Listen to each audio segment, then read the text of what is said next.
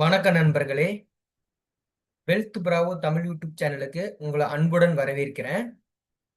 வீடியோக்கு போறதுக்கு முன்னாடி வெல்த் பிராவோ தமிழ் யூடியூப் சேனலை சப்ஸ்கிரைப் பண்ணுங்க, சப்போர்ட் பண்ணுங்க.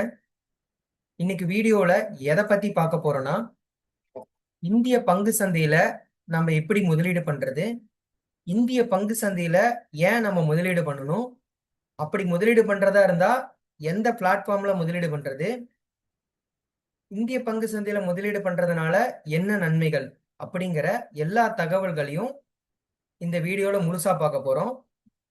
வீடியோக்கு போறதுக்கு முன்னாடி ஒரு சின்ன டிஸ்க்ளைமர். இந்த வீடியோல சொல்லப்படுற எல்லா தகவல்களும் எஜுகேஷனல் அண்ட் ட்ரைனிங் பர்பஸ்க்காக மட்டும்தான், வேற எந்த நோக்கத்துக்காகவும் கிடையாது. நீங்க இன்வெஸ்ட் பண்றதுக்கு முன்னாடி ஓன் ரிசர்ச் பண்ணிட்டு செபி ரிஜிஸ்டர் அட்வைசர்கிட்ட கேட்டுட்டு இன்வெஸ்ட்மெண்ட்டை ஸ்டார்ட் பண்ணுங்க. இப்போ வாங்க வீடியோக்குள்ள போகலாம்.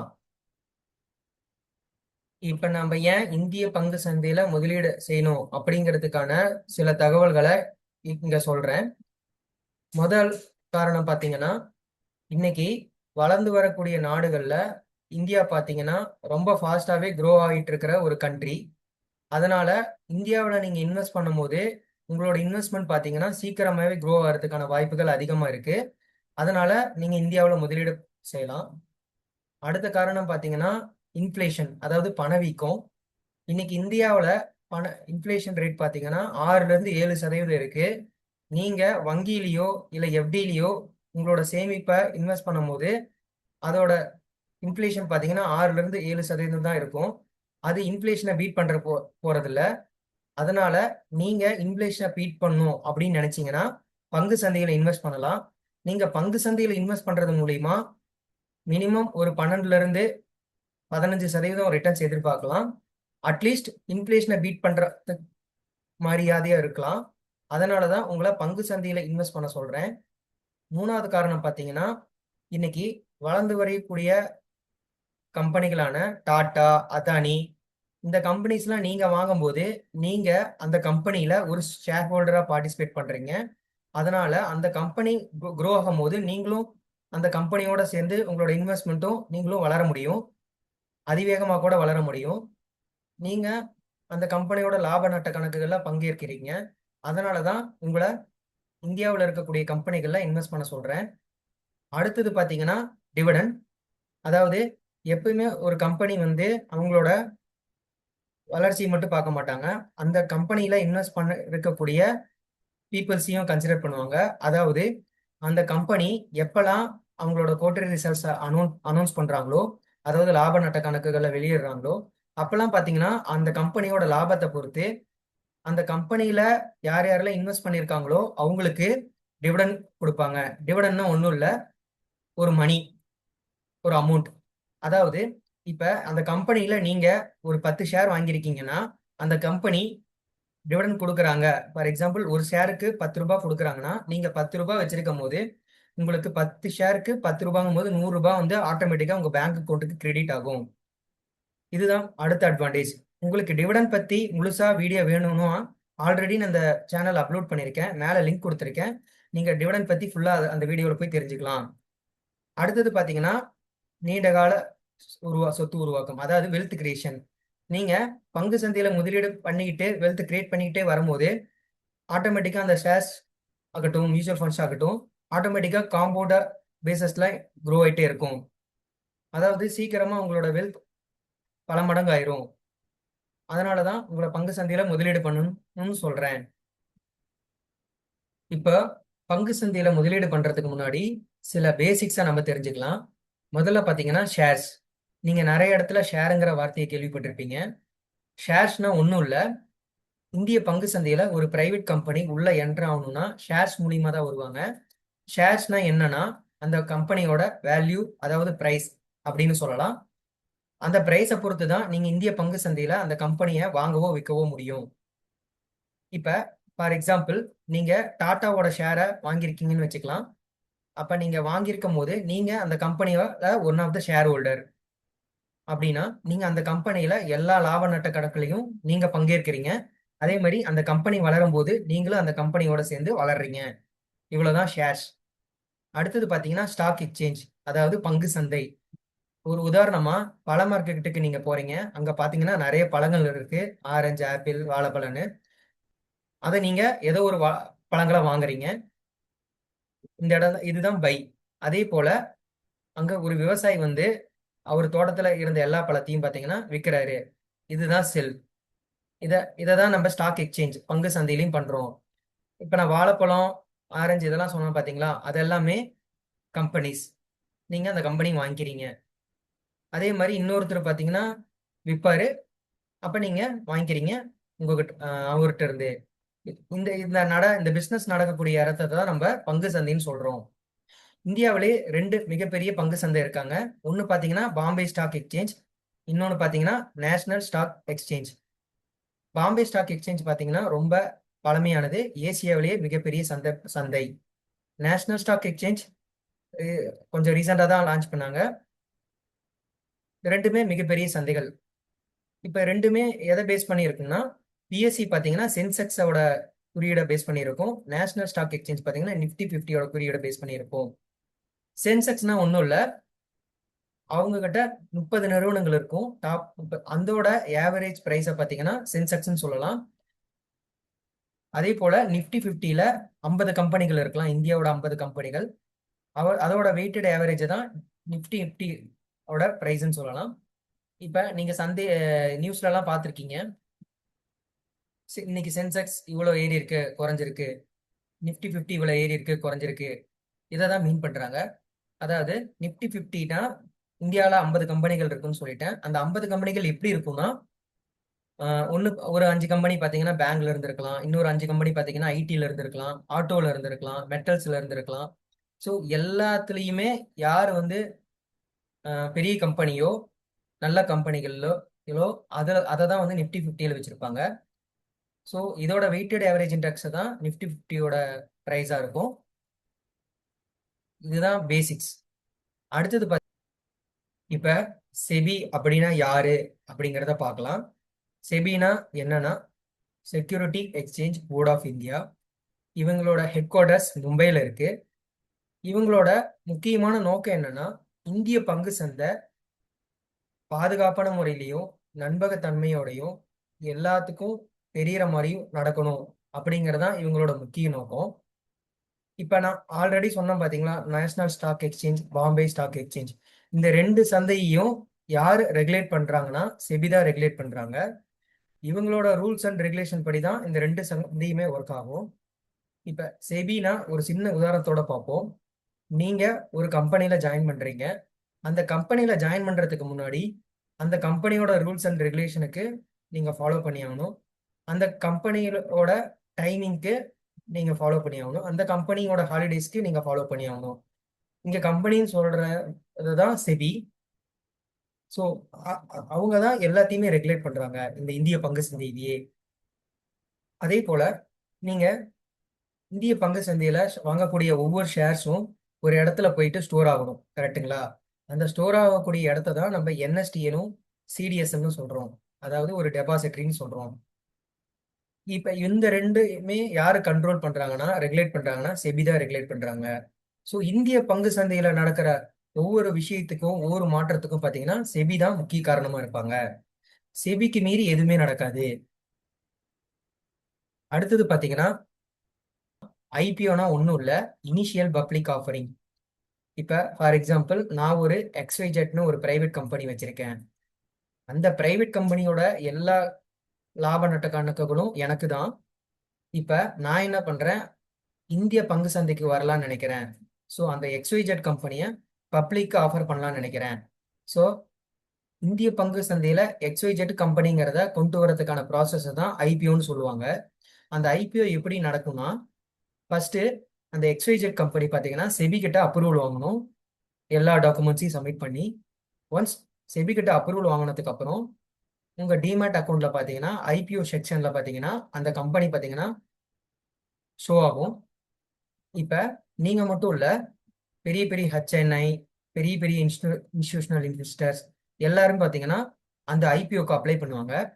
அந்த ஐபிஓக்கு எப்படி அப்ளை பண்றதுன்னா, நான் சொன்ன மாதிரி ஒரு டிமேட் அக்கௌண்ட் இருக்கணும். அந்த டிமேட் அக்கௌண்ட்ல நீங்க ஐபிஓக்கு அப்ளை பண்ணலாம். ஸோ இப்போ நீங்க ஒரு ஷேரா வாங்க முடியாது, அங்கே ஒரு லாட்டாக தான் வாங்க முடியும். ஒரு லாட்டுக்கு 10 ஷேர் இருக்கலாம், 15 ஷேர் இருக்கலாம். இப்போ நான் ஃபார் எக்ஸாம்பிள் XYZ கம்பெனி 25 ரூபாய்க்கு 10 ஷேரை கொடுக்கறத வச்சுக்கலாம். நீங்கள் என்ன பண்ணணும்னா அந்த 10 ஷேர் தான் நீங்கள் வாங்க முடியும். ஸோ ஒரு ஷேர் தனியாக வாங்க முடியாது. அதுவும் இங்கே அப்ளை தான் பண்ண முடியும். நீங்கள் ஐபிஓக்கு வாங்க முடியாது. ஸோ ஒன்ஸ் நீங்கள் ஐபிஓக்கு அப்ளை பண்ணதுக்கப்புறம் அந்த கம்பெனி பார்த்தீங்கன்னா இந்திய பங்கு சந்தையில் ஒரு டேட் சொல்லியிருப்பாங்க, அன்னைக்கு லிஸ்ட் ஆகணும்னு. அன்னைக்கு பார்த்தீங்கன்னா 10 மணிக்கு அந்த கம்பெனி பார்த்தீங்கன்னா ஷேர் மார்க்கெட்டில் ஷோ ஆகும். அவங்களோட ப்ரைஸ் பார்த்தீங்கன்னா அப்போ தெரியும். நீங்கள் ஒரு அமௌண்ட் கொடுத்து வாங்கியிருப்பீங்க. அன்னைக்கு அந்த அவங்க சொன்ன தேதிக்கு பார்த்தீங்கன்னா அந்த ப்ரைஸ் பார்த்தீங்கன்னா மேலேயே இருக்கலாம், அதாவது அதிகமாகவும் இருக்கலாம், கம்மியாகவும் இருக்கலாம். அதிகமாக இருந்தால் உங்களுக்கு லிஸ்டிங் கெயின், உங்களுக்கு ப்ராஃபிட் தான். ஸோ இல்லைனாலும் நட்டம்தான். ஸோ நீங்கள் ஐபிஓ அப்ளை பண்ணுறதுக்கு முன்னாடியும் ரிசர்ச் பண்ணிவிட்டு அந்த கம்பெனியை பற்றி எல்லாம் தெரிஞ்சுக்கிட்டு ஐபிஓ அப்ளை பண்ணுங்கள். ஸோ இப்போ ஐபிஓனா என்ன, ஐபிஓக்கு எப்படி அப்ளை பண்ணுறது, ஸோ எப்படி ஒரு ப்ரைவேட் கம்பெனி பார்த்தீங்கன்னா இந்தியன் மார்க்கெட்டுக்குள்ளே வராங்க அப்படிங்கிறத நம்ம தெரிஞ்சுக்கிட்டோம். ஸோ ஐபிஓ பற்றி உங்களுக்கு டீட்டெயில்டாகவும் ஒரு டெமோ ஃபார்மேட்லேயும் ஒரு வீடியோ வேணும்னா ஐபிஓன்னு சொல்லிட்டு கமெண்ட் பண்ணுங்கள். நான் ஒரு வீடியோ செப்பரேட்டாக அதுக்கு போகிறதுக்கு ட்ரை பண்ணுறேன். ஸோ இப்போ ஒரு ப்ரைவேட் கம்பெனி இந்திய பங்கு சந்தையில் வந்துருச்சு. அந்த ப்ரைவேட் கம்பெனியை எப்படி நம்ம வாங்குறது அப்படிங்கிறத அடுத்த ஸ்லைடில் பார்க்கலாம். இப்போ கம்பெனி பார்த்தீங்கன்னா ஐபிஓ மூலியமா லிஸ்ட் ஆகி செகண்டரி மார்க்கெட்டுக்கு வந்துருச்சு. இப்போ அந்த ஷேர்ஸை நம்ம எப்படி வாங்கலாம் அப்படிங்கிறத ஸ்டெப் பை ஸ்டெப் பார்க்கலாம். இப்போ ஷேர்ஸை வாங்குறதுக்கு நமக்கு டிமேட் அண்ட் ட்ரேடிங் அக்கௌண்ட் தேவை. இப்போ இருக்கிற காலத்தில் பார்த்தீங்கன்னா டிமேட் அண்ட் ட்ரேடிங் அக்கௌண்ட் ரெண்டையுமே ஒரே brokerல இருந்து நம்ம ஆக்சஸ் பண்ணிக்க முடியும். First demat account trading account அப்படின்னா என்னன்னு பார்க்கலாம். ஸோ இப்போ எல்லாத்துக்குமே பேங்க் அக்கௌண்ட்னா என்னன்னு தெரியும். டிமேட் அக்கௌண்ட்னா ஒன்றும் இல்லை, நீங்கள் வாங்கக்கூடிய ஷேர்ஸ் வந்து ஸ்டோர் ஆகிற இடத்த தான் நம்ம டிமேட் அக்கௌண்ட் அப்படின்னு நம்ம சொல்கிறோம். டிமேட் அக்கௌண்ட்டில் 2 டைப்ஸ் இருக்குது. ஒன்று என்எஸ்டிஎல், இன்னொன்று சிடிஎஸ்எல். நீங்கள் வாங்குற புரோக்கர் எந்த டிமேட் அக்கௌண்ட்டில் இருக்குது அப்படிங்கிறத பார்த்து நீங்கள் வாங்கிக்கலாம். பொதுவாக பார்த்தீங்கன்னா சிடிஎஸ்எல்னு இருக்கும். என்எஸ்டிஎல் பார்த்தீங்கன்னா பெரிய பெரிய ஹெச்என்ஐ இன்ஸ்டியூஷனல் யூஸ் பண்ணுற புரோக்கர்ஸ்லாம் பார்த்தீங்கன்னா என்எஸ்டிஎலாக இருப்பாங்க. ஸோ இப்போ நார்மலாக ஜீரோதா க்ரோ இதெல்லாம் பார்த்தீங்கன்னா சிடிஎஸ்எலாக தான் இருக்கும். இதுதான் டிமேட் அக்கௌண்ட். ட்ரேடிங் அக்கௌண்ட் அப்படின்னா நீங்கள் ஒரு யுஐ மூலிமா ஒரு ஷேர்ஸை வாங்குறதுக்கான அக்கௌண்ட்டை தான் ட்ரேடிங் அக்கௌண்ட் அப்படின்னு சொல்கிறோம். அந்த ட்ரேடிங் அக்கௌண்ட்டில் என்னென்னலாம் இருக்குன்னா நீங்கள் அந்த கம்பெனியோட சேட்ஸை பார்த்துக்கலாம், அந்த கம்பெனியில் இருக்கிற ஷேர்ஸை பை அண்ட் செல் பண்ணிக்கலாம், மார்க்கெட் ரிசர்ச் பண்ணிக்கலாம். இதெல்லாம் பார்த்தீங்கன்னா ட்ரேடிங் அக்கௌண்ட்டில் இருக்கும். இது யூசர் இன்டர்ஃபேஸாக இருக்கும். இது வந்து மொபைல் ஆப்பாகவும் இருக்கலாம், வெப் யூஐயாக இருக்கலாம். இதுதான் ட்ரேடிங் அக்கௌண்ட். இப்போ இது எல்லாமே எதில் லிங்க் ஆகிருக்கும்னா பேங்க் அக்கௌண்ட்டில் லிங்க் ஆகிருக்கும். ஏன் பேங்க் அக்கௌண்ட்டில் லிங்க் ஆயிருக்கு அப்படின்னா நீங்கள் பணத்தை டிரான்சாக்ஷன் பண்ணக்கூடிய ஒரு இடம் தான் பேங்க் அக்கௌண்ட். ஸோ உங்களோட பேங்க் அக்கௌண்ட் மூலிமா தான் நீங்கள் எல்லாத்தையுமே இதில் இருந்து டிரான்சாக்ஷன் பண்ணிக்க முடியும். இப்போ உங்களுக்கு டிமேட் அக்கௌண்ட் அப்படின்னா என்னன்னு தெரிஞ்சிருச்சு. இப்போ என்னென்ன புரோக்கரில் மூலிமா நீங்கள் டிமேட் அக்கௌண்ட் ஓப்பன் பண்ணிக்கலாம் அப்படிங்கிறத இங்கே கொடுத்துருக்கேன். இதில் பார்த்தீங்கன்னா நிறையா இருக்குது. Zerodha, Groww, Upstox, ICICI direct, HDFC sky, angel one. நீங்கள் ஓன் ரிசர்ச் பண்ணிவிட்டு உங்களுக்கு எந்த புரோக்கர் செட் ஆகுதோ அந்த புரோக்கரில் பார்த்தீங்கன்னா டிமேட் அக்கௌண்ட் ஓப்பன் பண்ணிக்கோங்க. நான் ஜீரோதா யூஸ் பண்ணுறேன். அதுக்கான டிஸ்கிரிப்ஷனை வந்து அதுக்கான சைன்அப் லிங்க் வந்து டிஸ்கிரிப்ஷனில் கொடுத்துருக்கேன். உங்களுக்கு வேணும்னா நீங்கள் அதை ஆக்சஸ் பண்ணி உங்கள் அக்கௌண்ட்டை க்ரியேட் பண்ணிக்கோங்க. அதே போல் ஜீரோதாவில் எப்படி அக்கௌண்ட் ஓப்பன் பண்ணுறதுக்கான ஒரு தனி வீடியோ வந்து போட்டிருக்கேன். அதுக்கான லிங்கை மேலே கொடுக்குறேன். வேணுங்கிறீங்க பார்த்து ஜீரோதாவில் அக்கௌண்ட் ஓப்பன் பண்ணிக்கலாம். ஸோ அடுத்தது பார்த்தீங்கன்னா நீங்கள் எந்த ஒரு டிமேட் அக்கௌண்ட் ஓப்பன் பண்ணுறதுக்கும் உங்களுக்கு சில டாக்குமெண்ட்ஸ் தேவை. அந்த டாக்குமெண்ட் என்னென்ன அப்படிங்கிறத பார்க்கலாம். எப்பயுமே உங்ககிட்ட பேன் கண்டிப்பாக தேவை. ஏன்னா எப்பயுமே ஒரு டேக்ஸ் இல்லை ஒரு 50,000க்கு மேலே போகும்போது உங்களுக்கு கண்டிப்பாக பேன் மேண்டட்ரியாக இருக்கும். அதுக்கப்புறம் பார்த்தீங்கன்னா ஐடென்டிட்டி, அதாவது இந்த இடத்துல ஆதார் கார்டு யூஸ் பண்ணிக்கலாம். அடுத்தது பார்த்தீங்கன்னா உங்களோட பாஸ்புக். ஸோ நீங்கள் ஒரு டிமேட் அக்கௌண்ட்டில் அமௌண்ட்டை டெபாசிட் பண்ணுறதுக்கும் வித்ட்ராவல் பண்ணுறதுக்கும் ஒரு அக்கௌண்ட் தேவை. அதுக்கு உங்கள் பேங்க் அக்கௌண்ட்டை நீங்கள் யூஸ் பண்ணிக்கலாம். அடுத்தது பார்த்தீங்கன்னா ஃபோட்டோவும் சிக்னேச்சரும் தேவை. ஸோ இதெல்லாம் இருந்துச்சுன்னா பார்த்தீங்கன்னா ஒரு டிமெட் அக்கௌண்ட்டை உங்களால் வித்தின் 1 டேல ரீட் பண்ணிக்க முடியும். ஒன்ஸ் எந்த ப்ரோக்கராக இருந்தாலுமே ஒன்ஸ் அக்கௌண்ட் ஆக்டிவேட் ஆகிடுச்சுன்னா உங்களோட இன்வெஸ்ட்மெண்ட்டை ஸ்டார்ட் பண்ணலாம். அதுக்கு முன்னாடி ஒரு சிம்பிளான ஸ்டெப் மூலிமா நான் சொல்கிறேன். ஸோ டிமேட் அக்கௌண்ட்டை எப்படி ஓப்பன் பண்ணுறது அப்படின்னு. நீங்கள் உங்கள் மொபைல் ஆப்பில் ஜீரோதா இல்லை க்ரோ அப்ஸ்டாக்ஸ் எந்த ஒரு ஆப்பையுமே நீங்கள் டவுன்லோட் பண்ணிக்கங்க. டவுன்லோட் பண்ணதுக்கப்புறம் அந்த ஆப்பை ஓப்பன் பண்ணோடனையும் சைன்அப் அப்படிங்கிற ஆப்ஷனை கிளிக் பண்ணி உங்களோட மொபைல் நம்பர் பேன் நம்பரை கொடுத்து உங்களோட உங்களுக்கு ஒரு ஓடிபி இருக்கும். அதுக்கு மூலிமா உங்களோட மொபைல் நம்பர் பேன் நம்பர் வெரிஃபிகேஷனை கம்ப்ளீட் பண்ணுங்கள். அடுத்தது ஆதாரோட வெரிஃபிகேஷன் கம்ப்ளீட் பண்ணும். அதுக்கு பார்த்தீங்கன்னா டிஜிட் லாக்கர் யூஸ் பண்ணி இகேஒய்சி மூலிமா ஓடிபி கொடுத்து நீங்கள் ஆதார் வெரிஃபிகேஷனை கம்ப்ளீட் பண்ண முடியும். அடுத்தது பார்த்தீங்கன்னா பேங்க் டீட்டெயில்ஸ் ஆட் பண்ணுங்கள். அடுத்து உங்களோட செல்ஃபியை எடுத்து உங்களோட இமேஜ் அப்லோட் பண்ணுங்கள். கடைசியாக பார்த்தீங்கன்னா சிக்னேச்சர் கொடுக்கணும். ஸோ இந்த ஸ்டெப்ஸ்லாம் நீங்கள் ஃபாலோ பண்ணிங்கன்னா உங்களோட ஒரு டிமெட் அக்கௌண்ட் ஈஸியாக ஓப்பன் பண்ண முடியும். ஒன்ஸ் அக்கௌண்ட் ஆக்டிவேட் ஆகிடுச்சுன்னா நீங்கள் ட்ரேடிங் பண்ணுறதுக்கான எல்லா செட்டப்பையும் உங்கள் ப்ரோக்கரில் ரெடி பண்ணிவிட்டு மார்க்கெட்டோட டைமிங்கை தெரிஞ்சுக்கிட்டு நீங்கள் இன்வெஸ்ட்மெண்ட்டை ஸ்டார்ட் பண்ணலாம். ஸோ மார்க்கெட்டோட டைமிங்கை இப்போ நம்ம பற்றி பேச போகிறோம். மார்க்கெட்டோட டைமிங் பார்த்தீங்கன்னா 3 டிஃப்ரென்ஸ் வேரியேஷன்ஸ் எல்லாம் இருக்குது. ஒன்று பார்த்தீங்கன்னா pre market session, normal trading session, post market session அப்படின்னு இருக்கு. அப்புறம் பார்த்தீங்கன்னா ஜென்ரலாக ஹாலிடேஸ் எப்போ இருக்குன்னா சாட்டர்டே சண்டே பை டிஃபால்ட்டாக வந்து மார்க்கெட் வந்து க்ளோசிங்காக இருக்கும். அதுக்கப்புறம் ஏதாவது இந்தியன் கவர்மெண்ட் ஹாலிடேஸ் இருந்துச்சுன்னா அப்போ பார்த்தீங்கன்னா மார்க்கெட் வந்து க்ளோசிங்காக இருக்கும். இப்போல்லாம் நீங்கள் இன்வெஸ்ட்மெண்ட்டோ இல்லை ட்ரேடிங்கோ பண்ண முடியாது. அடுத்தது பார்த்தீங்கன்னா ப்ரீ மார்க்கெட் செஷன் அப்படின்னா என்னங்கிறத பார்க்கலாம்.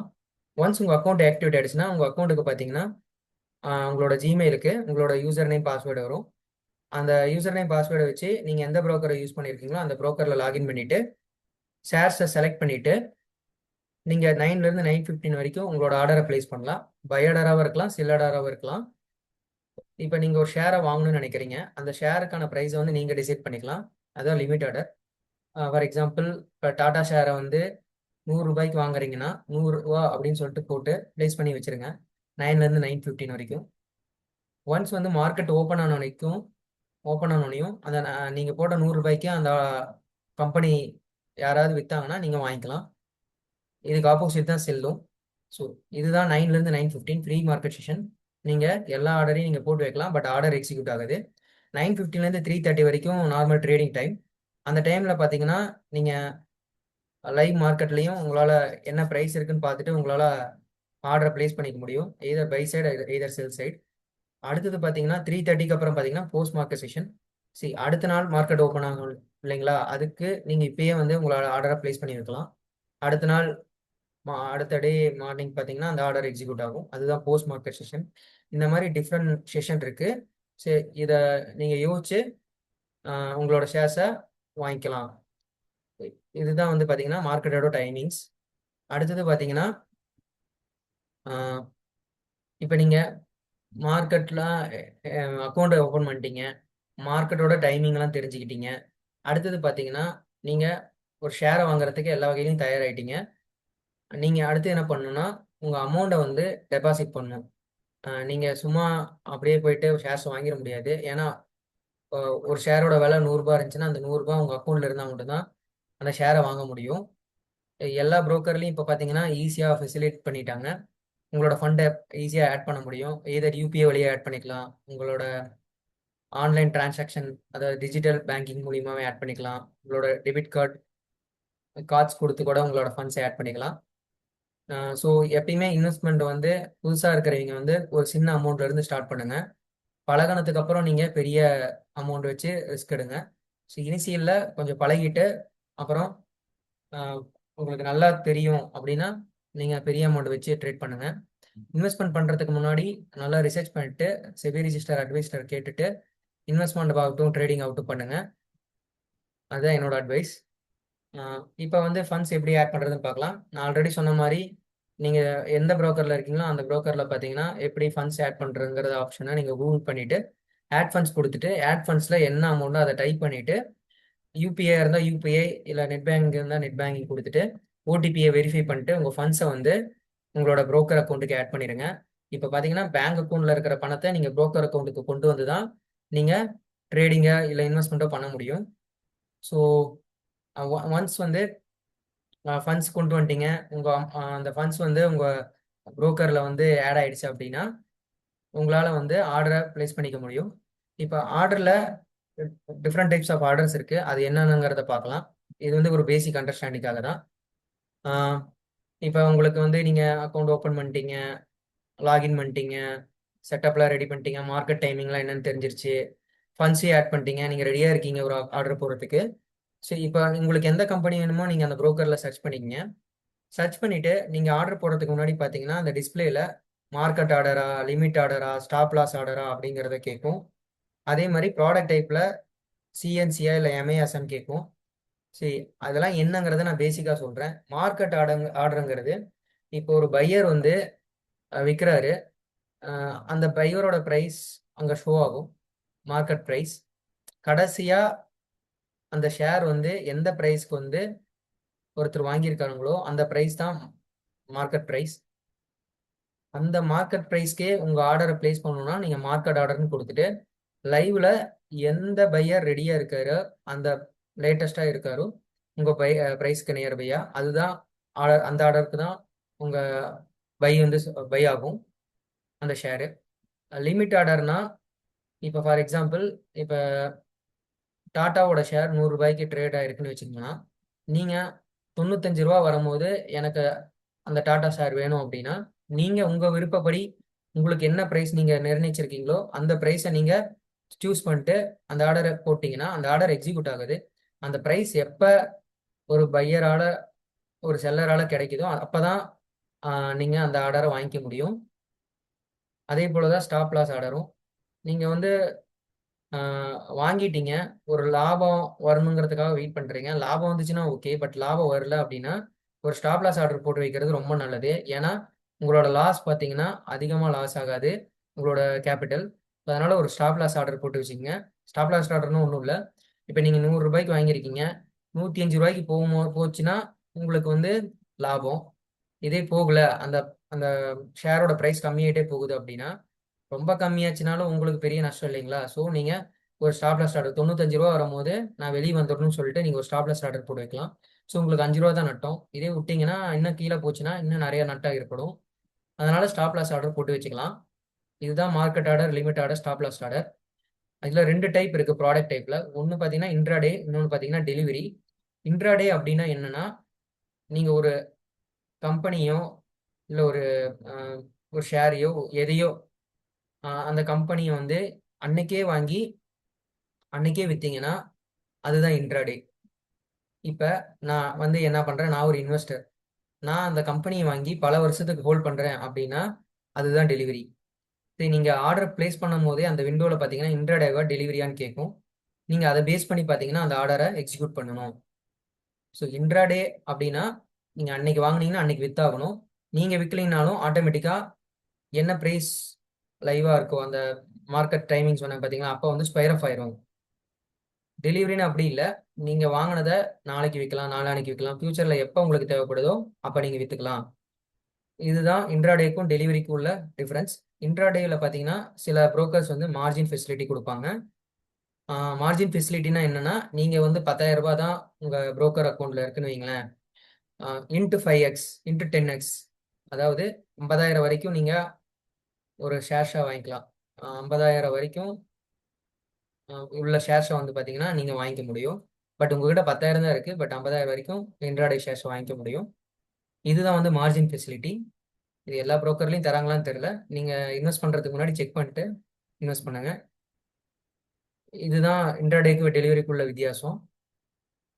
எப்பயுமே நான் சஜஸ்ட் பண்ணுறது என்னென்னா டெலிவரி ஆர்டர் எடுங்க. ரொம்ப நாளைக்கு வந்து இன்வெஸ்ட் பண்ணி வச்சுருங்க உங்கள் அக்கௌண்ட்டில், அந்த ஷேர்ஸை வளர விடுங்க. அதுதான் என்னோட சஜஷன். அடுத்தது பார்த்தீங்கன்னா ஒரு பை செல் எப்படி பண்ணுறது அப்படிங்கிறத சின்ன ஸ்டெப்ஸ் மூலிமா பார்க்கலாம். ஒன்ஸ் நீங்கள் ஆர்டர்னா என்னன்னு தெரிஞ்சுக்கிட்டீங்க, அடுத்தது பார்த்தீங்கன்னா அந்த கம்பெனி சர்ச் பண்ணிட்டீங்க, பை கிளிக் பண்ணுறீங்க, அந்த விண்டோ ஓப்பன் ஆகுது. அதில் பார்த்தீங்கன்னா மார்க்கெட் ஆர்டர்னே போடுறீங்க. போட்டதுக்கப்புறம் ப்ரைஸ் போட்டதுக்கப்புறம் பைங்கிறது மூலியமா நீங்க பை செல்னு இருக்கும், அதுல பைங்கிற ஆப்ஷன் மூலியமா உங்களால ஒரு ஆர்டரை வாங்கிக்க முடியும். இதே மாதிரி தான் பாத்தீங்கன்னா செல்லுக்கு இருக்கும். நீங்க பைக்கு பண்றதுக்கு பதிலா செல் கிளிக் பண்ணி நீங்க பாத்தீங்கன்னா உங்களால பாத்தீங்கன்னா செல் பண்ணிக்க முடியும். இதெல்லாம் பாத்தீங்கன்னா லிமிட் ஆர்டருக்கான கண்ட்ரோல் எப்படி இருக்கு அப்படிங்கறத நான் உங்களுக்கு டிஸ்ப்ளே பண்றேன். நீங்க வந்து செல் ஆர்டரையுமே வந்து இந்த மாதிரி லிமிட் மாதிரி ப்ரைஸ் வச்சுட்டு நீங்க செல் பண்ணலாம். நீங்க எந்த கம்பெனி வாங்குறீங்களோ அதுக்கான லிக்விடிட்டி இருக்கான்னு பார்த்துக்குங்க. அதை பையர்ஸோ செல்லர்ஸோ நிறைய பேர் இருக்காங்களான்னு பார்த்துட்டு வாங்குங்க. ஏன்னா லிக்விடிட்டி அதிகமாக இருந்தால் தான் நீங்கள் அந்த கம்பெனி வந்து பார்த்தீங்கன்னா மோர் கேரண்டியாகவும் செக்யூராகவும் இருக்கும். ஏன்னா லிக்விடிட்டி இல்லைன்னா நீங்கள் ஒரு கம்பெனி வாங்கிட்டீங்க, அந்த லிக்விடிட்டி இல்லைன்னே கடைசியில் யாரும் அந்த கம்பெனி யாருக்குமே விற்க முடியாது. லிக்விடிட்டினா ஒன்றும் இல்லை, அந்த அதுக்கான அந்த ஷேர்ஸ்க்கான டிமாண்டு தான் லிக்விடிட்டின்னு சொல்லுவாங்க. எவ்வளோ பையர்ஸ் எவ்வளோ செல்லர்ஸ் இருக்காங்க அப்படிங்கிறத பார்த்துட்டு வாங்குங்க. ஸ்க்ரீன் பார்த்தீங்கன்னா உங்களுக்கு வந்து எப்படி பை பண்ணுறது எப்படி செல் பண்ணுறதுங்கிறதுக்கான ஸ்டெப்ஸ் கொடுத்துருக்காங்க. அதுதான் இந்த ஸ்க்ரீனில் சொல்லியிருக்காங்க. நான் ஏற்கனவே சொன்னதுக்கான ஒரு விளக்க படம் தான் இங்கே இருக்குது. ஸோ நீங்கள் இதில் தெரிஞ்சுக்கலாம் எப்படி பை பண்ணுறதுன்னு. அடுத்தது பார்த்தீங்கன்னா இதில் முக்கியமான ஒரு விஷயம் டெலிவரியோடது. இப்போ T+1 T+2ன்னு சொல்லிட்டு சொல்லுவாங்க. அதில் என்னன்னா நீங்கள் வாங்குற அல்லது விற்கிறதுக்கான ஷேர்ஸ் எப்போ உங்களுக்கான பணம் செட்டில்மெண்ட் நடக்கும் அப்படிங்கிறதுக்கானது தான் T+1 ஆர் T+2. வேற ஒன்றும் கிடையாது. இதில் பார்த்தீங்கன்னா பை பண்ணுறத சொல்லியிருக்கேன். இதில் அதே மாதிரி பார்த்தீங்கன்னா செல் நடக்கிறத சொல்லியிருக்கேன். நீங்கள் செல் பண்ணோன்னே பார்த்தீங்கன்னா உங்களோட புரோக்கர் அக்கௌண்ட்டுக்கு பார்த்தீங்கன்னா அந்த அமௌண்ட் வந்துடும். நீங்கள் வித்த ஃபுல் அமௌண்ட்டும் வராது, ஒரு முக்கால்வாசி பார்த்தீங்கன்னா வந்துடும். மீதி பார்த்தீங்கன்னா நான் சொன்னேன் பார்த்தீங்களா T+1 T+2, அது பேஸ் பண்ணி பார்த்தீங்கன்னா அந்த செட்டில்மெண்ட் நடந்து உங்களுக்கு 1 ஆர் 2 ஒர்க்கிங் டேஸ் ஆனதுக்கப்புறம் உங்களோட கணக்குக்கு பார்த்தீங்கன்னா அந்த அமௌண்ட் வந்துடும் புரோக்கர் அக்கௌண்ட்டுக்கு. பேங்க் அக்கௌண்ட்டுக்கு வராது, புரோக்கர் அக்கௌண்ட்டுக்கு வரும். அந்த புரோக்கர் அக்கௌண்ட்ல இருந்து பார்த்தீங்கன்னா உங்கள் பேங்க் அக்கௌண்ட்டுக்கு நீங்கள் அமௌண்ட்டை டிரான்சாக்ஷன் பண்ணிக்கலாம். இப்படி தான் பார்த்தீங்கன்னா பை அண்ட் செல்ஸ் பண்ணணும். அதுக்கான எல்லா ஸ்டெப்ஸும் இங்கே கொடுத்துருக்கேன். இதோட கேஷ் மார்க்கெட்டை பற்றி உங்களுக்கான ஒரு அண்டர்ஸ்டாண்டிங் கிடைச்சிருக்கும்னு நினைக்கிறேன். அடுத்தது பார்த்தீங்கன்னா ஃபியூச்சர்ஸ் அண்ட் ஆப்ஷன்ஸ் பற்றி கொஞ்சம் பேசிக்காக பார்க்கலாம். இப்போ ஃபியூச்சர் மார்க்கெட் அப்படின்னா என்ன அப்படின்னா, இப்போ நீங்கள் நான் சொன்ன மாதிரி டெலிவரி எடுத்தீங்கன்னா அந்த ஷேரையே நீங்கள் வாங்குற மாதிரி. பட் இந்த இடத்துல நீங்கள் ஷேரை வாங்க போகிறதில்ல, அதுக்கான ஒரு ஃபியூச்சர் தான் வாங்க போகிறீங்க.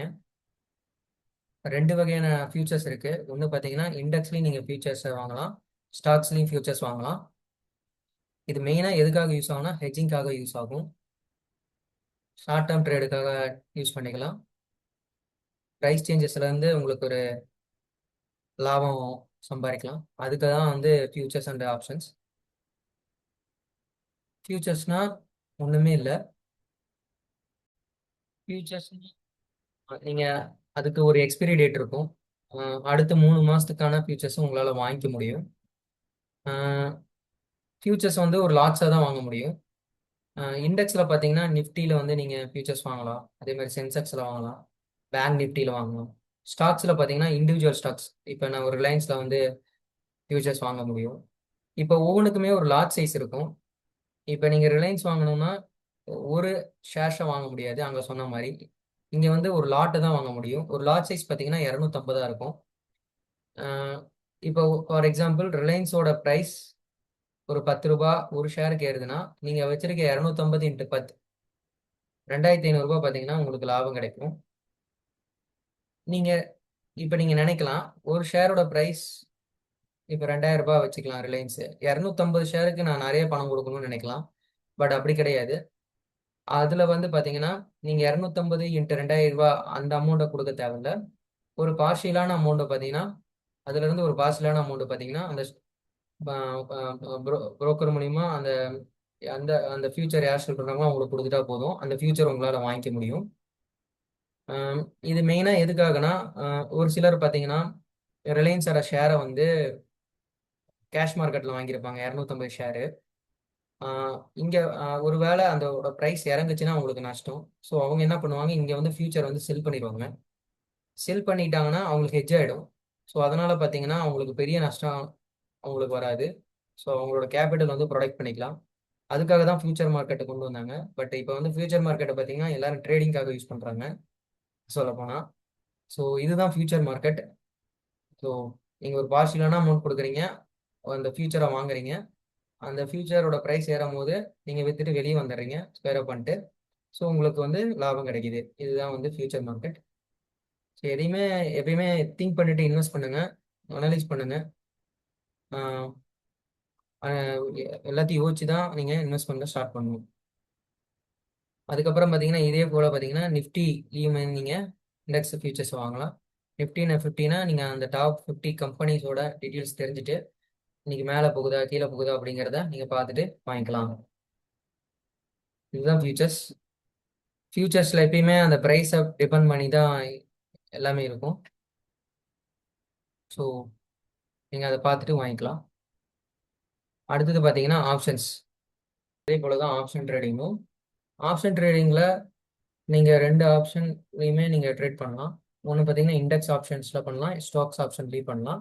இண்டெக்ஸ் நான் சொன்ன மாதிரி தான் நிஃப்டி, பேங்க் நிஃப்டி, சென்செக்ஸ் இது எல்லாத்துலேயுமே நீங்கள் ஆப்ஷன் ட்ரேடிங் பண்ணலாம். அதே போல் தான் ஸ்டாக்ஸில் வந்து இண்டிவிஜுவல் ஸ்டாக்ஸில் நீங்கள் ஆப்ஷன் ட்ரேடிங் பண்ணலாம். இதில் பார்த்தீங்கன்னா நீங்கள் ஆப்ஷன் பையிங்கும் பண்ணலாம், ஆப்ஷன் செல்லிங்கும் பண்ணலாம். இதில் பார்த்தீங்கன்னா 2 டைப்ஸ் இருக்குது. ஒன்று வந்து கால் ஆப்ஷன் இல்லை புட் ஆப்ஷன். இப்போ ஒரு ப்ரைஸ் மேலே போகுதுன்னு முடிவு பண்ணிட்டீங்கன்னா கால் ஆப்ஷன் பை பண்ணுறது மூலிமா அந்த ப்ரைஸ் மேலே போச்சுன்னா உங்களுக்கு வந்து லாபம். இப்போ அதே இப்போ நான் ஒரு ஸ்டாக்ஸ் சூஸ் பண்ணுறீங்க, அந்த ஸ்டாக்ஸ் வந்து கீழே போகணும்னு முடிவு பண்ணிட்டீங்க அப்படின்னா புட் ஆப்ஷன் வந்து நீங்கள் பை பண்ணுறது மூலிமா அந்த ஸ்டாக் இன்கேஸ் கீழே போச்சு அப்படின்னா உங்களுக்கு வந்து பார்த்தீங்கன்னா லாபம். இதில் பார்த்தீங்கன்னா ஸ்ட்ரைக் எடுத்துக்காட்டா ரிலையன்ஸ் எடுத்துக்கலாம். ஸ்ட்ரைக் ப்ரைஸ் 3000, எக்ஸ்பைரி டேட் பார்த்தீங்கன்னா 26 ஜூன், லாட் சைஸ் பார்த்தீங்கன்னா 250. நீங்கள் strike price 3000 call option buy பண்ணுறீங்க. இப்போ அந்த எக்ஸ்பைரிக்குள்ள அந்த ரிலையன்ஸ் வந்து பார்த்தீங்கன்னா 3000 தாண்டிடுச்சு அப்படின்னா அந்த 250 லாட்டுக்கான உங்களுக்கான அமௌண்ட் வந்து பார்த்தீங்கன்னா கிடைக்கும். இதில் பார்த்தீங்கன்னா மணி உங்களுக்கு கரைஞ்சிட்டே இருக்கும். Alpha theta gamma factor base பண்ணி உங்களோட மணி பார்த்தீங்கன்னா கரைஞ்சிட்டே இருக்கும். அந்த எக்ஸ்பைரி வரும்போது பார்த்தீங்கன்னா அந்த மணி வந்து பார்த்தீங்கன்னா 0 ஆகிடும். ஸோ இதில் பெரிய ரிஸ்க் இருக்குது ஆப்ஷன்ஸில், ஃபியூச்சர் அண்ட் ஆப்ஷன்ஸில். ஸோ பிகினராக இருக்கிறீங்கன்னா இந்த ஃபியூச்சர் அண்ட் ஆப்ஷன்ஸில் வந்து பார்த்தீங்கன்னா இன்வெஸ்ட்மெண்ட்டை பண்ணாதீங்க, இந்த அக்கௌண்ட்டை எனேபிள் பண்ணாதீங்க. ஸோ உங்களுக்கு நல்லா தெரியும், நல்லா அனலைஸ் பண்ணிட்டு பார்த்தீங்கன்னா இந்த ஃபியூச்சர் அண்ட் ஆப்ஷன்ஸ்லாம் இன்வெஸ்ட்மெண்ட் ஸ்டார்ட் பண்ணுங்கள், ட்ரேடிங்கை ஸ்டார்ட் பண்ணுங்கள். ஸோ இதுதான் future and options. Cash future option இந்த மார்க்கெட்ஸ்லாம் என்ன அப்படிங்கிறத பார்த்தோம். அதோட பேசிக் டிஃப்ரென்ஸ் தான் இங்கே கொடுத்துருக்கேன். ஸோ கேஷ் மார்க்கெட்னா நீங்கள் ஒரு ஷேரை வாங்குறீங்க, ஃபியூச்சரை ஹோல்ட் பண்ணுறீங்க அந்த கம்பெனியோட ஷேரை, அதுதான் cash market. Future and option சிமிலராக இருக்கும், ரெண்டுமே high reward high risk. So investment பண்ணுறதுக்கு முன்னாடி கேர்ஃபுல்லாக யோசிச்சுட்டு இன்வெஸ்ட் பண்ணுங்கள். பிகினர் ட்ரேடர் வந்து ஃபியூச்சர் அண்ட் ஆப்ஷன் பக்கம் போகாதீங்க, எக்ஸ்பீரியன்ஸான ட்ரேடர்ஸ் வந்து ட்ரை பண்ணுங்கள். ஸோ ஏன்னா இது high risk high reward. So கேர்ஃபுல்லாக இன்வெஸ்ட் பண்ணுங்கள். அடுத்தது பார்த்தீங்கன்னா இடிஎஃப் அப்படின்னா என்னங்கிறத பார்க்கலாம். இடிஎஃப்ங்கிறது ஒன்றும் இல்லை, எக்ஸ்சேஞ்ச் ட்ரேடட் ஃபண்ட். ஸோ நீங்கள் மியூச்சுவல் ஃபண்ட் மாதிரி தான் இதுவுமே. இங்கே பார்த்தீங்கன்னா நீங்கள் இண்டிவிஜுவலாக ஒரு கம்பெனி வாங்க மாட்டீங்க. இதில் பார்த்தீங்கன்னா ஒரு இடிஎஃப்ல பார்த்தீங்கன்னா 50 கம்பெனி இருக்கலாம், 100 கம்பெனி இருக்கலாம். ஸோ நீங்கள் இடிஎஃப்ல இன்வெஸ்ட் பண்ணுறது மூலிமா அந்த 10 கம்பெனியில் உங்களோட அமௌண்ட் பார்த்தீங்கன்னா இன்வெஸ்ட்மெண்ட் ஆகும். நீங்களுமே உங்களோட ப்ரோக்கரில் இடிஎஃப் இருக்கும், நீங்கள் இடிஎஃப் சர்ச் பண்ணி வாங்கிக்கலாம். ஃபார் எக்ஸாம்பிள் மிட் கேப்போட ஒரு இடிஎஃப் நீங்கள் சர்ச் பண்ணுறீங்கன்னு வைங்களேன், அதில் பார்த்தீங்கன்னா மிட் கேப் ரிலேட்டடான ஸ்டாக்ஸ் வந்து நிறைய குரூப்பாக இருக்கும். ஒன்றும் இல்லை, ஒரு பேஸ்கெட் ஞாபகம் வச்சுங்க. அந்த பேஸ்கெட்டில் பார்த்தீங்கன்னா டிஃப்ரெண்ட் டைப்ஸ் ஆஃப் கம்பெனிஸ் இருக்கும். நீங்கள் கொடுக்குற ஒரு 100 ரூபாய் பார்த்தீங்கன்னா அந்த 10 கம்பெனியில் வந்து இன்வெஸ்ட்மெண்ட் ஆகும். ஸோ இதனால் பார்த்தீங்கன்னா ரிஸ்க் கம்மி. ஒரு கம்பெனி டவுன் ஆனால் கூட இன்னொரு கம்பெனி மூலிமா உங்களுக்கு லாபம் கிடைக்கும். அதே மாதிரி பார்த்தீங்கன்னா இதுக்கு சார்ஜுமே கம்மி. மியூச்சுவல் ஃபண்டில் பார்த்தீங்கன்னா சார்ஜஸ் அதிகமாக இருக்கும், இடிஎஃப்ல பார்த்தீங்கன்னா கொஞ்சம் கம்மியாக இருக்கும். ஸோ இதுதான் எக்ஸ்சேஞ்ச் ட்ரேடட் ஃபண்ட். ஸோ இண்டெக்ஸுமே நீங்கள் வாங்கிக்கலாம். நிஃப்டி 50, பிஎஸ்சி, சென்செக்ஸ் இது எல்லாமே வந்து பார்த்தீங்கன்னா இப்போ இடிஎஃப்ல கிடைக்குது. ஸோ நீங்கள் மியூச்சுவல் ஃபண்டில் இன்வெஸ்ட் பண்ணீங்கன்னா கொஞ்சம் எக்ஸ்பென்ஸ் ரேஷியோ அதிகமாக இருக்கும். இடிஎஃப் மூலிமா வாங்கும் போது உங்களுக்கு வந்து சார்ஜஸ் கம்மி. நான் எப்பயுமே மியூச்சுவல் ஃபண்ட் போகிறதுக்கு பதிலாக இடிஎஃப் வாங்குறது தான் குட்னு சொல்லுவேன், வெல் அண்ட் குட்னு சொல்லுவேன். ஸோ இங்கே நினச்ச நேரத்துக்கு வாங்கிக்கலாம், நினச்ச நேரத்துக்கு விற்றுக்கலாம், ஷேர்ஸ் மாதிரியே. இப்போ மியூச்சுவல் ஃபண்ட்லாம் செட்டில்மெண்ட் ஆகிறதுக்கு கொஞ்சம் டைம் எடுக்கும். இடிஎஃப்ல அப்படி கிடையாது. ஸோ இதெல்லாம் பெனிஃபிட்ஸ் இருக்கு. இடிஎஃப் பற்றி செப்பரேட் வீடியோ வேணும்னா இடிஎஃப்னு கமெண்ட் பண்ணுங்க, நான் அதுக்கு செப்பரேட்டாக வீடியோ போடுறேன். ஸோ இதுதான் இடிஎஃப் பை பண்ணுறதுக்கு ஒரு டெமோ இந்த சைடில் கொடுத்துருக்கேன், நீங்கள் பாருங்கள். அந்த இடிஎஃப் சர்ச் பண்ணிட்டு அந்த குவான்டிட்டி கொடுத்துட்டு பை கொடுத்தீங்கன்னா அந்த இடிஎஃப் வந்து உங்களுக்கு பை ஆகிடும். ஸோ இதுதான் இடிஎஃப். இப்போ கமோடிட்டி அப்படின்னா என்னன்னு பார்க்கலாம். இப்போ உங்கள் ப்ரோக்கரில் கமோடிட்டி சப்போர்ட் ஆச்சுன்னா கமோடிட்டி எனேபிள் பண்ணிட்டு கமோடிட்டி மார்க்கெட்லேயும் நீங்கள் ட்ரேடிங்கை ஸ்டார்ட் பண்ணலாம். கமோடிட்டி அப்படின்னா என்னன்னா, இப்போ உங்களால் நேச்சுரல் கேஸையோ இல்லை க்ரூட் ஆயிலையோ நார்மல் கேஷ் மார்க்கெட்டில் வாங்க முடியாது. ஈவன் பார்த்தீங்கன்னா உங்களால் ஈவன் பார்த்தீங்கன்னா க்ரூட் ஆயிலோ நேச்சுரல் கேஸையோ ஸ்டாக்ஸ் மாதிரி வாங்க முடியாது. ஒன்லி பார்த்தீங்கன்னா ட்ரேடிங்ஸ் மட்டும் பண்ணலாம். அதாவது ஃபியூச்சர் அண்ட் ஆப்ஷன்ஸை பேஸ் பண்ணி அந்த ப்ரைஸை உங்களால் கணிக்க முடிஞ்சுன்னா உங்களுக்கு லாபம் கிடைக்கும். இதுதான் க்ரூட் ஆயிலில், நேச்சுரல் கேஸில், சில்வரில், காப்பரில் எல்லாத்துலேயுமே பார்த்தீங்கன்னா நீங்கள் எல்லா கமோடிட்டிஸ்லையுமே நீங்கள் கமோடிட்டி ட்ரேடிங் பண்ணலாம். இதுக்கு பார்த்தீங்கன்னா மல்டி கமோடிட்டி எக்ஸ்சேஞ்ச் அப்படிங்கிற ஒரு கம்பெனி பார்த்தீங்கன்னா ரூல்ஸ் அண்ட் டெஃபினிஷன்ஸை கொடுக்குறாங்க. இவங்களுமே பார்த்தீங்கன்னா செபிக்கு கீழே தான் வருவாங்க. இவ்வளோ தான் கமோடிட்டி. நீங்கள் கமோடிட்டியில் பார்த்தீங்கன்னா எல்லாத்தையுமே லாட்ஸாக தான் வாங்க முடியும். ஒரு லாட்டுக்கு 100 இருக்கலாம், 50 இருக்கலாம், 200 இருக்கலாம். அந்த அது அது அந்த கமாடிட்டி பொறுத்தது. இதுலையுமே பார்த்தீங்கன்னா மார்ஜின் ரெக்யர்மெண்ட் பார்த்தீங்கன்னா அதிகமாக இருக்கும் ஈக்விட்டியோட. நீங்கள் 1,50,000 ரூபா கூட தேவைப்படலாம் ஒரு லாட் வாங்குறதுக்கு க்ரூட் ஆயிலில். ஸோ இதுலேயுமே ரிஸ்க் அதிகமாக இருக்குது. ஸோ இன்வெஸ்ட் பண்ணுறதுக்கு முன்னாடி கேர்ஃபுல்லாக இன்வெஸ்ட் பண்ணுங்கள். ஸோ இப்போ பார்த்தீங்கன்னா நம்ம க்ரூட் ஆயில் எப்படி இன்வெஸ்ட் பண்ணுறதுன்னு பார்க்கலாம். ஸோ நான் சொன்ன மாதிரி தான் அடுத்த 3 மாதத்துக்கான ஃபியூச்சர் இல்லை ஆப்ஷன்ஸ் வந்து நீங்கள் க்ரூட் ஆயிலில் ஒரு மார்ஜினை கட்டி வாங்கிக்கலாம். இப்போ க்ரூட் ஆயிலோட ப்ரைஸ் அதிகமாக போகுதுன்னா ஆப்ஷன்ஸ் பை பண்ணிக்கலாம், ஃபியூச்சரை வாங்கிக்கலாம், அதை ஃபியூச்சரை பை பண்ணிக்கலாம். இல்லை க்ரூட் ஆயிலோட ப்ரைஸ் இறங்க போகுது அப்படின்னா ஆப்ஷனை செல் பண்ணிக்கலாம், ஃபியூச்சரை செல் பண்ணிக்கலாம். அதுக்கு முன்னாடி எந்த ஸ்ட்ரைக் அப்படிங்கிறது இருக்குது, அதான் ரொம்ப இம்பார்ட்டன்ட். அந்த ஸ்ட்ரைக் ப்ரைஸ் வந்து நீங்கள் கரெக்டாக கேர்ஃபுல்லாக சூஸ் பண்ணணும். இந்த ஸ்ட்ரைக் ப்ரைஸை கேர்ஃபுல்லாக சூஸ் பண்ணதுக்கப்புறம் லாட்டை செலக்ட் பண்ணணும். ஒரு லாட் பார்த்தீங்கன்னா 100 வரும். 100 சூஸ் பண்ணிட்டு நீங்கள் மார்க்கெட் ப்ரைஸ்க்கு ஆர்டர் ப்ளேஸ் பண்ண முடியாது. லிமிட் ஆர்டரில் தான் எப்பயுமே ஃபியூச்சர்ஸ் ஆப்ஷன்ஸ் வந்து நீங்கள் ப்ளேஸ் பண்ண முடியும் க்ரூட் ஆயிலை பொறுத்த வரைக்கும். ஸோ அந்த ப்ரைஸை செலக்ட் பண்ணிட்டு நீங்கள் ஆர்டர் ப்ளேஸ் பண்ண முடியும். உங்களுக்கு ஃபியூச்சர்ஸ் இந்த ஆப்ஷன்ஸ் வந்து உங்களுக்கு ப்ளேஸ் ஆகிடும். ஸோ நீங்கள் சூஸ் பண்ணுற ப்ரைஸ் கரெக்டாக இருந்து நீங்கள் கணிச்சது, அதாவது ஆப்ஷன் பையிங்காக இருந்துச்சுன்னா பை பண்ணியிருந்தீங்கன்னா உங்களுக்கு வந்து லாபம் கிடைக்கும். ஸோ இது இன்வெஸ்ட் பண்ணுறதுக்கு முன்னாடியும் கேர்ஃபுல்லாக இன்வெஸ்ட் பண்ணுங்கள். அதே மாதிரி இதோட டைமிங் பார்த்தீங்கன்னா கமோடிட்டியோட டைமிங் வித்தியாசமாக இருக்கும். இதில் பார்த்தீங்கன்னா காலைல 9 மணிக்கு ஆரம்பிக்கும், நைட் 11:30 வரைக்கும் நீங்கள் ட்ரேடிங் பண்ணிக்கலாம். க்ரூட் ஆயில் மட்டும் கிடையாது, crude oil, natural gas, aluminium, copper, gold, silver, இந்த மாதிரி நிறையா கமோடிட்டிஸில் வந்து நீங்கள் ட்ரேடிங் பண்ண முடியும். ஸோ இதெல்லாம் இப்போ ஃபார் எக்ஸாம்பிள் இந்த க்ரூட் ஆயில் எதை பேஸ் பண்ணி இருக்குன்னா, இந்தியன்ஸ் மார்க்கெட்டில் ஏதாவது போரோ இல்லை வந்து பாலிடிக்ஸோ இல்லை யூஎஸ் டைனர் ப்ரைஸோ இதெல்லாம் பார்த்தீங்கன்னா க்ரூட் ஆயிலை வந்து அஃபெக்ட் பண்ணும். அடுத்தது பார்த்தீங்கன்னா தங்கத்தில் எப்படி இன்வெஸ்ட் பண்ணுறதுங்கிறத பார்க்கலாம். கோல்டில் பார்த்தீங்கன்னா டிஃப்ரெண்ட் டைப்ஸில் நீங்கள் இன்வெஸ்ட்மெண்ட்டை ஸ்டார்ட் பண்ணலாம். ஒன்று பார்த்தீங்கன்னா நீங்கள் ஃபிசிக்கலாக போய் கடையில் போய் வாங்கலாம். ரெண்டாவது பார்த்தீங்கன்னா கோல்டு இடிஎஃபாக வாங்கலாம் உங்களோட ப்ரோக்கரில். மூணாவது பார்த்தீங்கன்னா சவரன் கோல்டு பாண்டாக வாங்கலாம். இது வந்து ஆர்பிஐயில் இஷ்யூ பண்ணுவாங்க. ஸோ அது பார்த்தீங்கன்னா டேக்ஸும் கிடையாது. அடுத்தது பார்த்தீங்கன்னா டிஜிட் கோல்டு ஆப் மூலிமா கொஞ்சம் கொஞ்சமாக நீங்கள் கட்டுற காசுக்கு பார்த்தீங்கன்னா உங்களோட கோல்டை வாங்கலாம். இன்னொரு வழி அஞ்சாவது பார்த்தீங்கன்னா நான் சொன்ன இப்போ கமாடிட்டியில் பார்த்தீங்கன்னா கோல்டோட ஆப்ஷன்ஸோ ஃபியூச்சர்ஸையோ நீங்கள் வாங்கி ட்ரேடிங் பண்ணலாம். இந்த மாதிரி டிஃப்ரெண்ட் டைப்ஸில் வந்து பார்த்தீங்கன்னா கோல்டில் இன்வெஸ்ட்மெண்ட் பண்ணலாம். இன்னொன்று பார்த்தீங்கன்னா மியூச்சுவல் ஃபண்ட்ஸ் மூலியமாகவும் உங்களால் கோல்டை வாங்க முடியும்.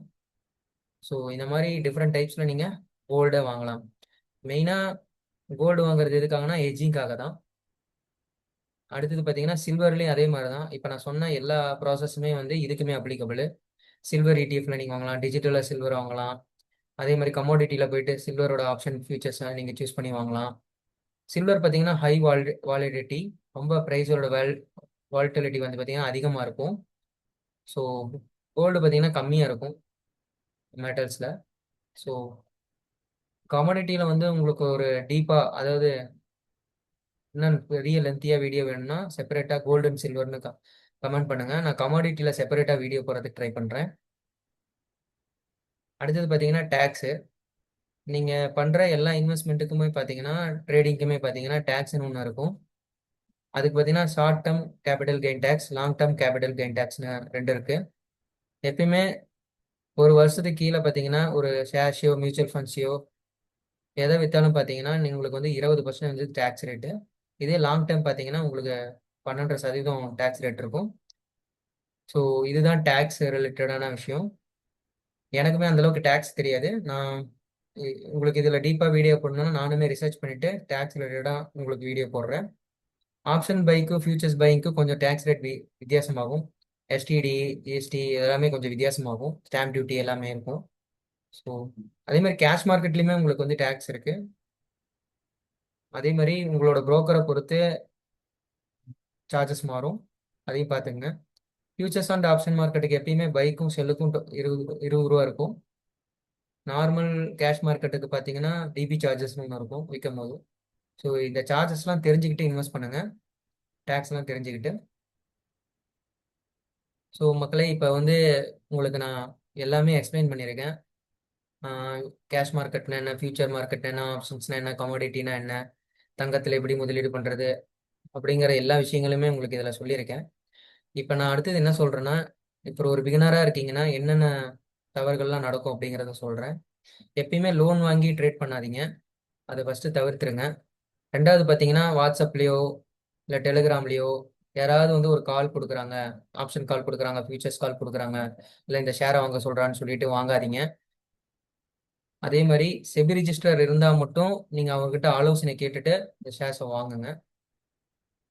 அதுக்கு அவராவா இருந்தாலுமே நீங்கள் உங்களோட ஓன் ரிசர்ச் பண்ணிட்டு ரிசர்ச் பண்ணிட்டு உங்களோட இன்வெஸ்ட்மெண்ட்டை ஸ்டார்ட் பண்ணுங்க. ஏன்னா உங்களோட பணத்தை வந்து மார்க்கெட்டில் போட்டிங்கன்னா அது திரும்பி கிடைக்கிறது நீங்கள் எடுக்கிற முடிவில் தான் இருக்குது. ஸோ இன்வெஸ்ட் பண்ணுறதுக்கு முன்னாடி, ட்ரேடிங் பண்ணுறதுக்கு முன்னாடி திங்க் பண்ணிட்டு இன்வெஸ்ட் பண்ணுங்கள், நல்லா அனலைஸ் பண்ணுங்கள். அதுக்கப்புறம் பார்த்தீங்கன்னா இன்னும் பிகினராக இருந்து என்ன மிஸ்டேக் பண்ணுறாங்கன்னா, ஒரே ஸ்டாக்ஸில் பார்த்தீங்கன்னா எல்லா பணத்தையும் கொண்டு போய் போட்டுருவாங்க கண்ணை மூடிட்டு. அந்த தப்பை பண்ணிடாதீங்க. நானுமே இனிஷியல் அந்த தப்பு பண்ணியிருக்கேன். ஸோ அந்த தப்பு பண்ணாதீங்க. அதே மாதிரி பார்த்தீங்கன்னா கிரிட் இருக்கும். ப்ரைஸ் ஏறுது ஏறுது ஏறுது வச்சுட்டே இருக்கலாம் வச்சுட்டு இருக்கலான்னு. அதே மாதிரி ப்ரைஸ் இறங்குது இறங்குது இறங்குது இன்னும் கொஞ்ச நாள்ல ஏறும் அப்படின்னு சொல்லிட்டு வச்சுக்கிட்டே இருப்பாங்க. ஸோ அந்த மாதிரியும் தப்பு பண்ணாதீங்க. எப்பயுமே ஒரு லிமிட்டை செட் பண்ணுங்க. நீங்கள் வாங்குற ப்ரைஸ்லேருந்து இவ்வளோ தூரம் போச்சுன்னா விற்றுருங்க அப்படிங்கிற லிமிட்டை செட் பண்ணிங்க. அதே மாதிரி நீங்கள் வாங்குற ப்ரைஸ்லேருந்து இவ்வளோ தூரம் வந்துச்சுனாலும் கீழே வந்துருச்சுனாலும் விற்றுடணும். ஸோ எப்பயுமே லிமிட்டை செட் பண்ணுங்க, எவ்வளோ லாபம் அப்படிங்கிறத நீங்கள் செட் பண்ணணும். அது 1:2 இருக்கலாம், 1:4 இருக்கலாம், எப்படி வேணாலும் நீங்கள் வச்சுக்கலாம். உங்களோட லிமிட்டை செட் பண்ணிக்கங்க. ஸோ அது வந்து உங்களை எமோஷனலை கண்ட்ரோல் பண்ணும். இந்த மாதிரி அதே மாதிரி டிசிப்ளினாக இன்வெஸ்ட் பண்ணுங்க. இப்போ 100 ரூபாய் இன்வெஸ்ட் பண்ணுறீங்க, நாளைக்கு 10,000 இன்வெஸ்ட் பண்ணுறீங்க, நாளைக்கு அந்த பணத்தை எடுத்துடுறீங்க. ஸோ எப்பயுமே டிசிப்ளின் இன்வெஸ்ட் பண்ணுங்க. ஒரு நாளைக்கு பார்த்தீங்கன்னா ஒரு ட்ரேட் எடுக்க பாருங்க, ஒரு 10 ட்ரேட் எடுக்காதீங்க. ஸோ ட்ரேடிங் ரிலேட்டடாக உங்களுக்கு வீடியோஸ் வேணும்னா சொல்லுங்கள், நான் வந்து தனியாக அதுக்கு ஒரு வீடியோ போடுறேன்.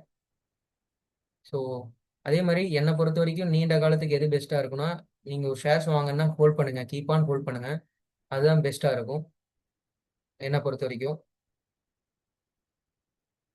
இந்த வீடியோவில் எல்லாத்தையுமே நம்ம பார்த்தோம். எப்படி டிமேட் அக்கௌண்ட் ஓப்பன் பண்ணுறது, எப்படி ஆர்டர்ஸ் ப்ளேஸ் பண்ணுறது, கமாடிட்டியில் எப்படி ட்ரேட் பண்ணுறது, டேக்ஸ்லாம் எப்படி இருக்கும். ஸோ எல்லாத்தையுமே இந்த வீடியோவில் நான் உங்களுக்கு சொல்லியிருக்கேன். அதே மாதிரி பார்த்தீங்கன்னா நீங்கள் இந்தியாவில் மட்டும் இல்லை, யூஎஸ்லேயுமே இன்வெஸ்ட் பண்ணலாம். யூஎஸில் இன்வெஸ்ட் பண்ணுறதுக்கு செப்பரேட் வீடியோ போட்டிருக்கேன், அதை மேலே கொடுத்துருக்கேன். நீங்கள் அதை கிளிக் பண்ணி பாருங்கள், எப்படி ஃபாரினில் வந்து இன்வெஸ்ட் பண்ண முடியும் அப்படிங்கிறத கொடுத்துருக்கேன். அதை பார்த்து நீங்கள் கற்றுக்கலாம். அதுக்கப்புறம் பார்த்தீங்கன்னா அடுத்தது எந்த வீடியோ பார்க்குறீங்க அப்படிங்கிறதுக்கு ஒரு சின்ன ஸ்லைட் கொடுத்துருக்கேன். இதில் டைட்டிலும் கொடுத்துருக்கேன். அந்த டைட்டில் வந்து கமெண்டில் போடுங்க. ஸோ நான் அதுக்கு தகுந்த மாதிரி ப்ரிப்பேர் பண்ணி உங்களுக்கு வீடியோ போட ட்ரை பண்ணுறேன். அவ்வளோதான் மக்களே, வீடியோவோட கடைசி பகுதிக்கு வந்துட்டோம்.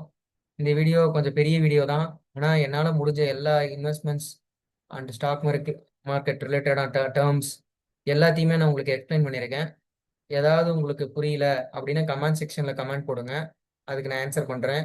இல்லை எது ரிலேட்டடான உங்களுக்கு பெரிய வீடியோ வேணும், டெமோ வீடியோ வேணும்னாலும் கீழே கமெண்ட்ல போடுங்க. அந்த வீடியோ நான் எடுக்கிறதுக்கு ட்ரை பண்ணுறேன். அதே மாதிரி வீடியோ பிடிச்சிருந்தா லைக் பண்ணுங்க, உங்கள் ஃப்ரெண்ட்ஸுக்கு ஷேர் பண்ணுங்க. அதே மாதிரி இன்வெஸ்ட்மெண்ட் ரிலேட்டடாக உங்களுக்கு அலாட்ஸ் வேணும்னா பெல் சிம்பிளை கிளிக் பண்ணுங்க. அதே மாதிரி தமிழ் வெல்த் பிராவோ தமிழ் சேனலை வந்து சப்ஸ்கிரைப் பண்ணுங்க. நான் இந்த சேனலை ஸ்டார்ட் பண்ணுறதுக்கான முக்கிய நோக்கமே தமிழ் மக்களுக்கு என்னால் முடிஞ்ச இன்வெஸ்ட்மெண்ட் ஐடியாஸை, எனக்கு தெரிஞ்ச விஷயங்களை கொண்டு போய் சேர்க்கணுங்கிறதுக்காக தான். So wealth Bravo Tamil YouTube சேனலுக்கு சப்ஸ்கிரைப் பண்ணுங்க, சப்போர்ட் பண்ணுங்க. ஸோ நன்றி மக்களே, தேங்க்யூ.